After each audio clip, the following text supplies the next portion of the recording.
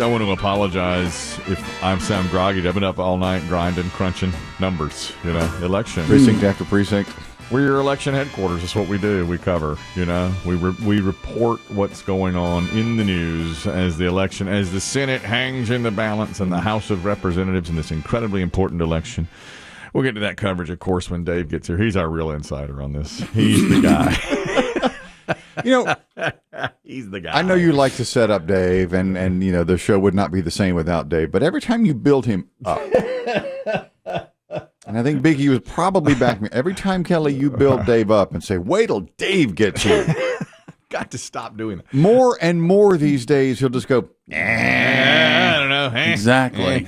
I've got to stop doing that. Then the other day, if you just do it randomly, exactly, don't build it up. No build That's up. the problem. No build. When Dave surprised me most, because he's a meteorologist with the least knowledge of the weather of any meteorologist I think I've ever seen. Well, those who watch this program on the YouTubes or what have you, the videos, feeds, will notice when it's time for Dave to do his forecast throughout the program, first thing he does is look out the window. Yeah. Well, I'll have questions about the weather later in the day. Yeah. And people always say to me, well, don't you work with a meteorologist? And my response is always, sort of. I mean, yeah, I guess. Yeah. I guess, if you want to say it that way. And you're right, we kick it to him. Dave with the weather. And a lot of times he'll just crane his neck and go, oh, sunny out there. Yeah, looks good. Or cloudy. Or foggy. Yeah, that's what he does. Now, about a week ago, we were playing a tough-ass trivia game in garbage time, late, and asked a question about hurricanes.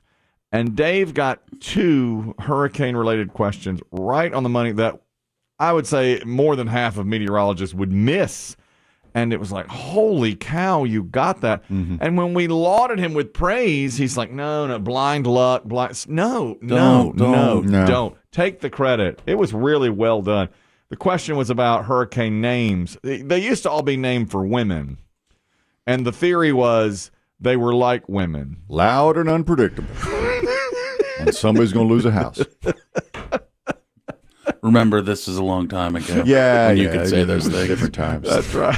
That's right. They were all women's names, all of them.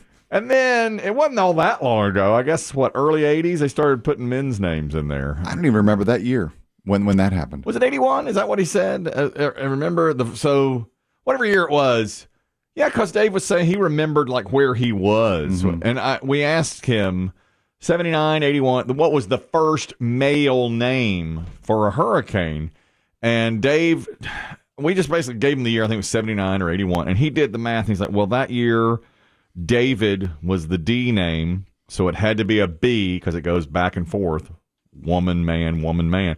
So he said it had to be a B. And he said, I'll guess Bob. And that was exactly right. And we all went, what? Crazy. What? And then out of nowhere, Chris Demm says, well, what was the first A name named for a man first, which would have been the next year, because the next year it goes man, woman, man, woman. And Dave said, well, I would say Alan. And that was right. And we all were like, what? And Dave said, don't praise me. It's blind luck. I said, no. So the lesson here, don't build him up. Just throw something at Right. him. Yeah. Just throw something at him. Unfortunately, he knows yesterday was election day. I wish he didn't even know. And we'd say, who's going, maybe later we'll say, who's going to win this Georgia race? And he'll tell us, something about it. That one, Well, that was too close to call. See, and I think what happens to you is that he gets this random trivia knowledge. So for the next year, in your head, you're like, well, Dave is so smart. That's right. All based off one thing. Yeah. So now you'll call it all day. You'll be like, here comes our election mastermind. He knows the ins and outs. He ain't watching anything. You don't know. He don't know anything. But he does. But I'll tell you something else about his down-home, homespun, folksy mountain wisdom, where he tells us certain things.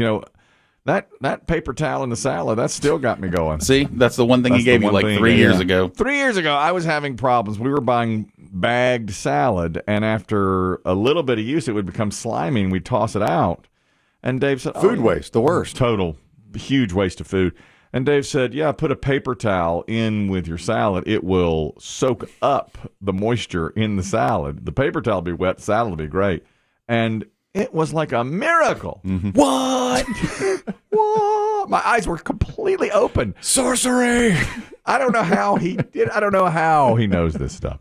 And then he talks about microwaving spaghetti sauce and all these different things, these folksy things that he does. So I think, oh, Dave Aiken knows everything. And my wife will always say, boy, Dave knows this stuff. He's kind of like Liam Neeson, but not the dangerous side. Yes. He's got a very particular set of skills. Yes.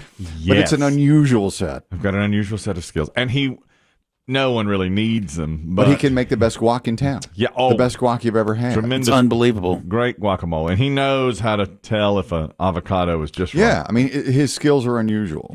That's right. You know, it was funny you mentioned that thing about the paper towel and the salad, because when we used to, my nanny used to make chocolate chip cookies. Mm-hmm. And, you know, when you're a kid, when you get a tin of your grandmother's chocolate chip cookies, yes, there's nothing better. Oh, my God. Nothing yes. better. Yes. And I guess for whatever reason, we had more discipline then than we do now. Mm-hmm. So the cookies would last a while. Mm-hmm.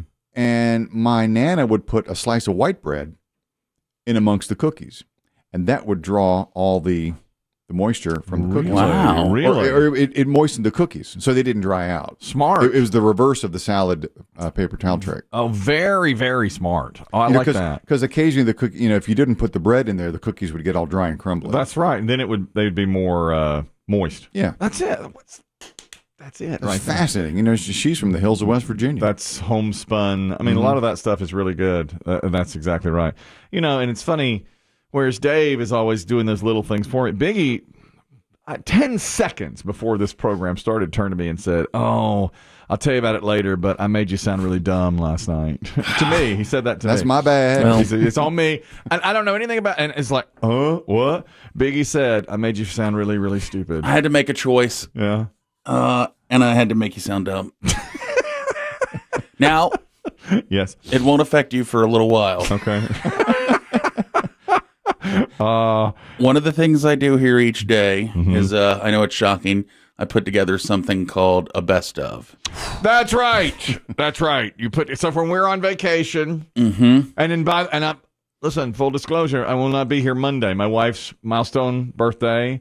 We're going out of town for a 3-day weekend, and it'll be a best of on Monday. So you had to make a choice. Yes. Now, what I do is, this is a little behind the scenes. Yeah. But what we do is we get a little specific sometimes, and Chris Kelly says, hey, I want this, but I only want certain parts of this. Right. So if we have a whole 20-minute thing, yes, I'll say take out the election stuff to make it so it won't sound so dated. Right. You've nailed it. Okay. Right. I told you yesterday. So I was working on one yesterday, and you said, listen, that's really funny, the eclipse stuff. Mm-hmm. Oh, yeah.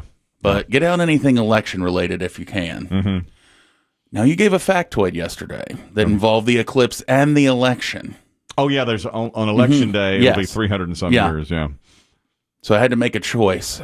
I could leave it in with the election, but that makes it more about the election too. Yeah. Or I could edit out that part of the factoid and just make you say, it'll be 375 years till we have another eclipse. Which that's not accurate. Not at all. No, we'll probably have another eclipse. That's far from accurate. 2 years from now, we'll have another eclipse. Right. But it's what I had to do. So you...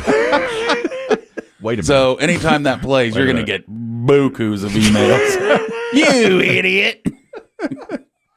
That ain't right.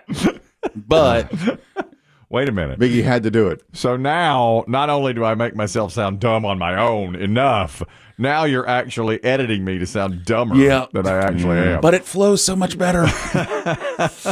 Without like the election part in there. Biggie had to saw off your leg to save your life. That's right. I did. You had to saw off my leg to save my life. And it sounds completely smooth, too. Like you're like, it'll be at least 375 years before we have another eclipse. But that's not true. That's 100% unaccurate. That is not accurate at all. I feel bad about it, but it just worked. There was a guy, I guess he did this to himself. He's talking about, he's basically saying on his social media, look how dumb I am. And I actually could see myself doing this. And it feels like I've even known people who've done this. His wife made a list of things to buy at the grocery store. And she listed them out like 1, box of cookies, 2, butter, 3, whatever it might be, milk. And he thought when he got the list, and she just wrote them down, he thought she meant those were the quantities. The quantities of each item. So this is him. He's telling this now. He's like, look what I've done. And my wife says, I'm so dumb. I went to the store today to get a few things that my wife told me to on a list. I put the list in my pocket, went to the store. Yeah, number 1, Velveeta. Number 2, chips. Number 3, hamburger. Yeah, that's how I read it now. How I read it at the store is, I need 1 block of Velveeta. 2 chips. There's your 2 chips. Hamburger. 1, 2, 3. Y'all get the picture. 4 waters. There's 4 waters. 5 things of sugar. 20 pounds of sugar. 6 pastas. 7 salt. Number 7 is salt. I'm an idiot. He got 7 cartons of salt. I could see myself doing that. Good too. 20 pounds of Did buy 20 pounds of Yeah. sugar. Well, maybe he thought she was going to do some baking for the holiday. Maybe. The 20 pounds of sugar, I might have stopped there and been like, wait a second. 5 bags of sugar. That might be worth the text of the Yeah. wife. Like, did you really want 5 bags of sugar? Luckily, it only went up to 7. He got 7 cartons of salt, which they will use eventually. But man, that'll take them a while to use all that salt. If the ants don't get at it, Yeah, and the sugar for sure. I mean, that's going to sit in your pantry for a long, you got to long put in one of those special things. You'll have to. Yeah, we. My wife puts a lot of the flour and sugar in Ziploc bags in there because it tends to spill out in the pantry, you know, and then you get it everywhere. There's another. This also about recipes and cooking and so forth.